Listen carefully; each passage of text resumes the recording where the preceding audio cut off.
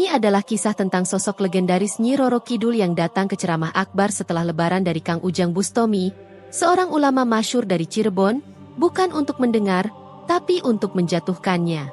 Tapi apa yang terjadi justru di luar dugaan. Karena di balik niat buruk, tersimpan hidayah yang tak disangka. Apa yang terjadi selanjutnya? Mari kita simak kisahnya sampai selesai. Di sebuah desa yang terletak tak jauh dari pantai, suasana malam begitu tenang dan syahdu. Langit penuh bintang yang bertebaran, seolah menyaksikan kehidupan yang sedang berlangsung di bumi. Angin laut berhembus lembut, membawa aroma asin khas yang menyusup ke setiap sudut desa yang mulai beristirahat. Namun, di salah satu sudut desa, ada tempat yang justru semakin ramai saat malam semakin larut. Sebuah pondok pesantren sederhana yang penuh berkah. Di dalamnya, seorang ulama bernama Kang Ujang Bustomi tengah bersiap untuk mengisi ceramah. Nama Kang Ujang Bustomi sudah sangat dikenal oleh masyarakat setempat. Ia bukan hanya seorang pendakwah, tetapi juga seorang guru dan pemimpin yang penuh keteguhan dalam membimbing umat.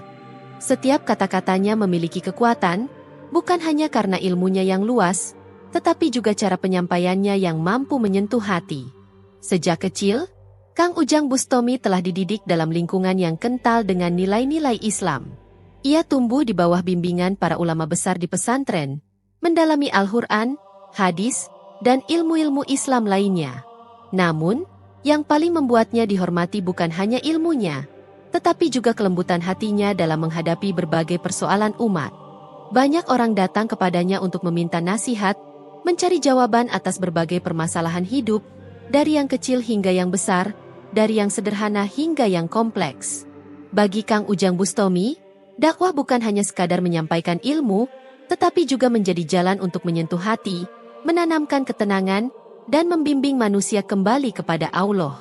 Di tempat lain, jauh dari keramaian, di tengah lautan luas yang bergelombang, seorang wanita bergaun hijau berdiri di atas karang yang menjulang tinggi. Matanya menatap ke kejauhan, ke arah desa yang tengah bersiap menggelar pengajian. Ia adalah Nyi Roro Kidul, penguasa Laut Selatan, sosok legendaris yang dikenal sebagai ratu dengan kekuatan luar biasa. Meski ia hidup di alam yang berbeda dengan manusia, bukan berarti ia tidak mengetahui apa yang terjadi di dunia mereka. Ia selalu mengamati, memperhatikan, dan menilai dari kejauhan. Selama berabad-abad, Nyi Roro Kidul mendengar banyak hal tentang Islam, agama yang semakin menyebar luas dan mengakar dalam kehidupan manusia. Namun, yang ia dengar bukanlah tentang keindahan Islam, melainkan hal-hal yang justru semakin menumbuhkan ketidaksukaannya terhadap agama tersebut. Banyak yang berkata bahwa Islam adalah agama yang membatasi kebebasan, agama yang penuh aturan yang mengajarkan manusia untuk hidup dalam batasan yang kaku. Ia telah lama memandang Islam dengan kecurigaan. Baginya, Islam adalah ancaman bagi kebebasannya, bagi kekuasaannya, dan bagi cara pandangnya terhadap dunia. Namun, ada satu hal yang membuatnya semakin ingin mengetahui lebih dalam. Mengapa semakin banyak orang justru menemukan kedamaian dalam Islam? Mengapa agama ini semakin kuat meskipun banyak orang menentangnya? Nyi Roro Kidul tidak percaya begitu saja. Ia adalah sosok yang penuh kebijaksanaan. Meski hatinya dipenuhi keraguan, ia tidak akan puas hanya dengan mendengar. Ia ingin melihat sendiri. Ia ingin membuktikan apakah Islam benar-benar seperti yang dibicarakan orang-orang selama ini. Saat angin laut semakin kencang, Nyi Roro Kidul berdiri tegak, membiarkan kain hijau panjangnya berkibar tertiup angin. Matanya masih tertuju ke desa yang tengah bersiap untuk menggelar pengajian. Tiba-tiba, kabar itu sampai padanya. Kang Ujang Bustomi akan datang ke desa itu malam ini. Bisik suara samar dari ombak yang bergulung. Kang Ujang Bustomi, nama yang sudah beberapa kali ia dengar. Seorang ulama yang dikenal memiliki pemahaman Islam yang mendalam, seorang dai yang mampu menyentuh hati banyak orang dengan kata-katanya. Ini kesempatanku, gumamnya pelan. Nyi Roro Kidul tidak hanya ingin mendengar ceramahnya, tetapi juga ingin menantangnya. Jika Islam benar-benar sekuat yang dikatakan, ia ingin mengujinya. Ia ingin melihat apakah ajaran Islam bisa menjawab pertanyaan-pertanyaan yang selama ini membuatnya ragu. Namun, ia tidak bisa datang begitu saja dalam wujud aslinya. Jika ia datang sebagai Nyi Roro Kidul, Semua orang akan ketakutan, dan Kang Ujang Bustomi mungkin tidak akan mau berdialog dengannya. Ia membutuhkan cara lain.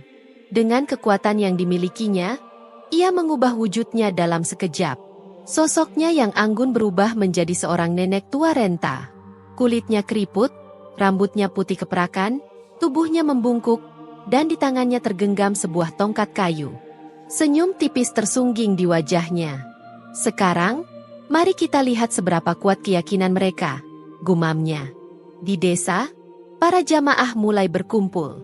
Laki-laki, perempuan, tua, muda, semua datang dengan hati yang penuh harap, ingin mendengar ilmu yang akan disampaikan oleh Kang Ujang Bustomi. Lampu-lampu minyak menerangi langit malam, menciptakan suasana yang hangat di tengah angin pantai yang mulai dingin. Suara gemuruh ombak terdengar dari kejauhan, seolah menjadi latar bagi majelis ilmu yang sebentar lagi akan dimulai. Kang Ujang Bustomi duduk tenang di hadapan para jamaah, senyumnya ramah menyambut setiap wajah yang datang. Dengan suara lembut, ia mengucapkan salam, lalu membuka ceramahnya dengan ayat-ayat suci yang syarat makna tentang kasih sayang Allah yang tak berbatas. Allah itu Maha Pengasih dan Maha Penyayang, ucapnya.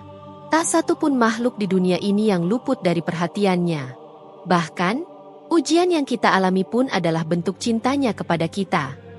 Para jamaah menyimak dengan khusyuk. Beberapa mengangguk pelan, meresapi setiap kata yang terlontar dari lisan sang dai. Di antara kerumunan itu, seorang nenek tua perlahan masuk ke majelis. Langkahnya pelan, mencari tempat di sudut ruangan. Tatapannya tajam mengarah pada Kang Ujang Bustomi, mata yang menyimpan banyak tanda tanya. Nenek tua itu tak lain adalah Nyi Roro Kidul yang sedang menyamar, bersiap melontarkan pertanyaan yang akan menguji keyakinan sang ulama. Saat suasana mulai tenang, nenek itu mengangkat tangannya. Suaranya lirih, namun mengandung ketegasan.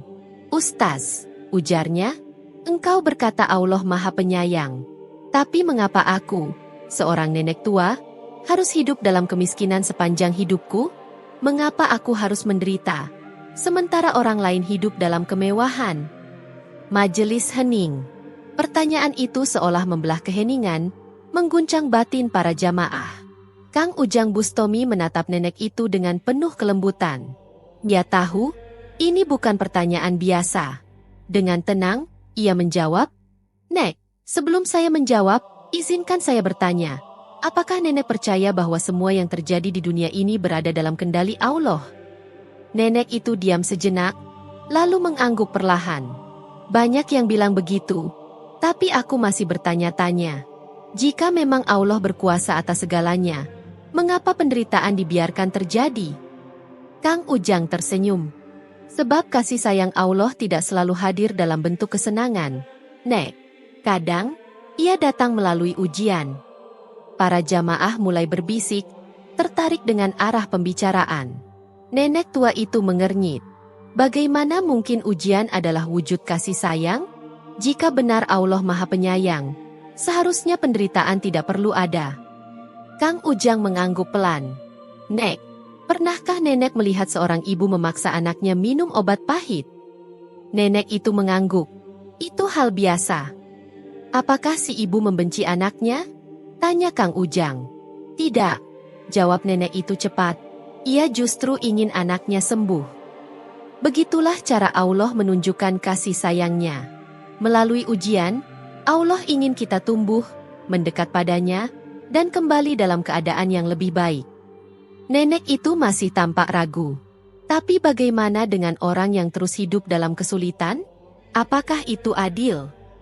Adil menurut manusia dan adil menurut Allah adalah dua hal yang berbeda. "Nek," jawab Kang Ujang. "Jika adil di mata manusia berarti semua orang harus hidup nyaman, maka dunia ini tak akan pernah adil. Tapi Allah memandang keadilan dalam cakupan yang lebih luas, dunia dan akhirat." Ia melanjutkan, "Ada yang diuji dengan harta, ada yang diuji dengan kekurangan, ada yang diuji dengan kesehatan, ada pula yang diuji dengan penyakit. Dunia ini hanya tempat singgah, bukan tujuan akhir." Nenek itu menggenggam tongkatnya lebih erat. "Kalau begitu, bagaimana denganku? Apakah karena aku hidup miskin, aku tak berarti di mata Allah?" Kang Ujang menggeleng pelan. Justru sebaliknya, Nek, orang yang sabar dalam ujian, derajatnya akan ditinggikan di sisi Allah. Rasulullah pun bersabda bahwa manusia yang paling berat ujiannya adalah para nabi dan orang-orang saleh. Jadi, bukan berarti hidup yang sulit itu hina. Bisa jadi, itu bentuk persiapan untuk tempat yang lebih mulia di akhirat. Nenek itu terdiam lama. Kata-kata Kang Ujang menggema dalam benaknya. Ia datang untuk menjatuhkan Islam, namun kini justru merasa dirinya yang sedang diuji. Perlahan hatinya mulai goyah. Tapi jika Allah benar-benar Maha Penyayang, tanyanya lagi, mengapa masih banyak orang yang tak merasakan kasih sayangnya? Kang Ujang kembali tersenyum. Kasih sayang Allah ada di mana-mana. Nek, hanya saja, seringkali kita terlalu sibuk melihat penderitaan, sampai lupa mensyukuri nikmat yang kita miliki. Ia melanjutkan, nenek masih bisa bernapas, bisa melihat, bisa mendengar, dan bahkan diberi kesempatan untuk bertanya. Bukankah itu semua juga bentuk kasih sayang darinya? Nenek itu menunduk. Ia datang dengan niat menguji, tapi justru kini merasa tak sanggup melawan jawaban-jawaban yang begitu menenangkan. Majelis pun sunyi. Semua mata tertuju padanya. Namun dalam hatinya, ia mulai goyah. Kata-kata itu terasa benar. Selama ini ia memandang Islam dengan prasangka, tanpa pernah benar-benar memahami. Kini, ia justru merasa seperti makhluk biasa, bukan penguasa lautan. Hatinya bergetar, aura mistis yang dulu menyelimutinya mulai memudar. Tanpa sadar, matanya berkaca-kaca. Untuk pertama kalinya dalam hidupnya yang panjang, Nyi Roro Kidul merasakan bahwa ada sesuatu dalam Islam, sesuatu yang selama ini tak pernah ia sadari. Nyi Roro Kidul masih berusaha menenangkan pikirannya. Seumur hidupnya, ia selalu meyakini bahwa Islam adalah agama yang bertentangan dengan dirinya. Namun, setiap jawaban yang diberikan oleh Kang Ujang Bustomi mengguncang keyakinannya. Ia menatap Kang Ujang dengan tajam, masih berusaha mencari celah untuk menyerang keyakinan Sang Dai. Lalu bagaimana dengan mereka yang terus berdoa, tetapi tidak pernah mendapatkan apa yang mereka minta? Tanyanya, suara penuh keraguan. Jika Allah benar-benar Maha Pengasih, seharusnya Dia langsung mengabulkan doa mereka, bukan? Para jamaah terdiam, karena pertanyaan ini seringkali terbersit dalam hati banyak orang, namun hanya sedikit yang berani mengungkapkannya. Kang Ujang Bustomi tersenyum dan bertanya, Nek, apakah nenek pernah melihat seorang anak kecil yang meminta pisau kepada ibunya? Nyi Roro Kidul mengerutkan kening, mengingat situasi yang biasa terjadi di kehidupan manusia. Ya, tentu saja, jawabnya. Jika ibunya menolak memberi, apakah itu berarti ibunya tidak menyayangi anaknya? Tanya Kang Ujang lagi. Nyi Roro Kidul terdiam, mulai mengerti arah pembicaraan ini. Kang Ujang melanjutkan, kadang manusia meminta sesuatu yang mereka anggap baik, padahal itu bisa berbahaya bagi mereka. Allah lebih tahu apa yang terbaik bagi hambanya. Seperti seorang ibu yang tidak memberikan pisau meskipun anaknya terus menangis memintanya. Kang Ujang tersenyum lembut dan melanjutkan, setiap doa pasti didengar oleh Allah, hanya saja jawabannya bisa berbeda. Bisa jadi Allah langsung mengabulkan, bisa jadi menundanya karena waktu yang lebih tepat, atau bisa jadi Allah menggantinya dengan sesuatu yang lebih baik, baik di dunia maupun di akhirat. Nyi Roro Kidul menunduk, merenungkan kata-kata itu. Selama berabad-abad, ia telah menyaksikan banyak manusia jatuh dalam keputusasaan hanya karena doa mereka tak kunjung terwujud sesuai harapan. Namun, hatinya mulai terguncang. Tapi bagaimana jika seseorang terus-menerus mengalami penderitaan, seolah-olah Allah tidak peduli? Tanyanya lagi, suara penuh kegelisahan. Kang Ujang menarik napas dalam-dalam.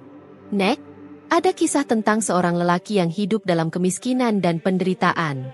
Ia bertanya kepada seorang ulama, mengapa hidupku penuh cobaan?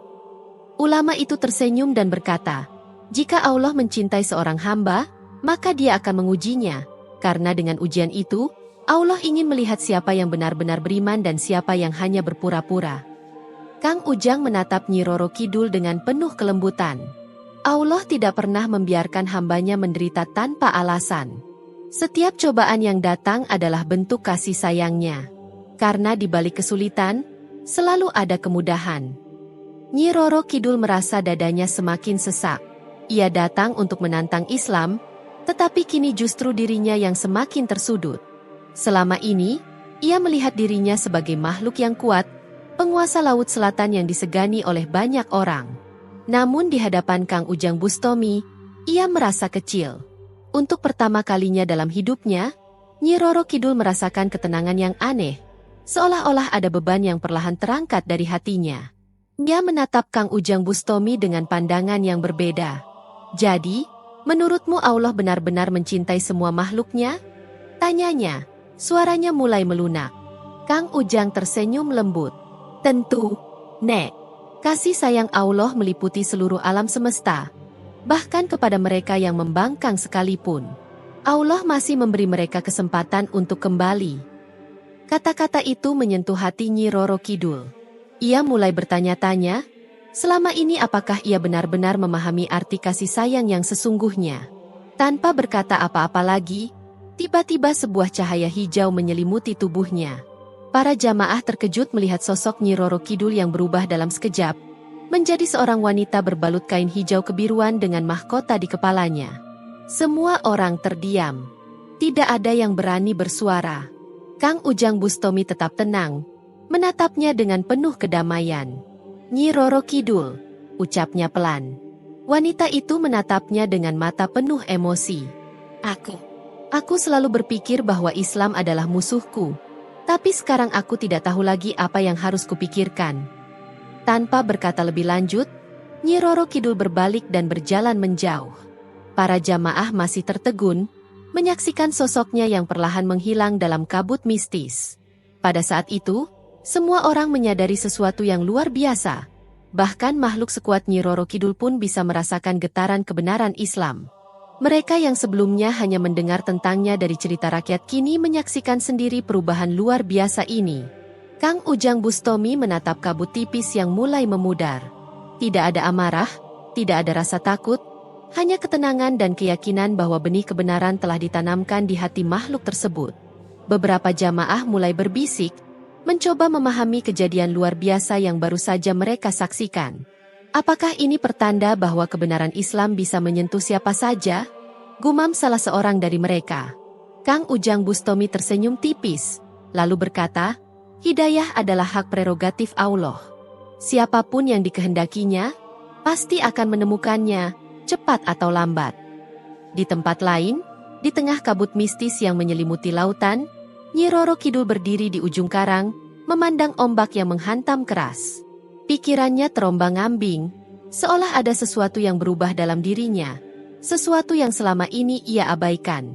Keraguan akan keyakinannya sendiri mulai muncul. Aku datang untuk menghancurkan Islam, gumamnya, tetapi kenapa justru aku merasa semakin rapuh? Angin laut bertiup kencang, membawa suara-suara yang entah berasal dari mana. Dalam kesunyian itu, Nyi Roro Kidul kembali mengingat setiap jawaban yang diberikan oleh Kang Ujang Bustomi. Bukan jawaban yang penuh amarah, juga bukan jawaban yang menyerang balik, melainkan kata-kata yang penuh kelembutan dan makna yang tak terbantahkan. Untuk pertama kalinya dalam hidupnya, Nyi Roro Kidul merasa tidak tahu harus berbuat apa.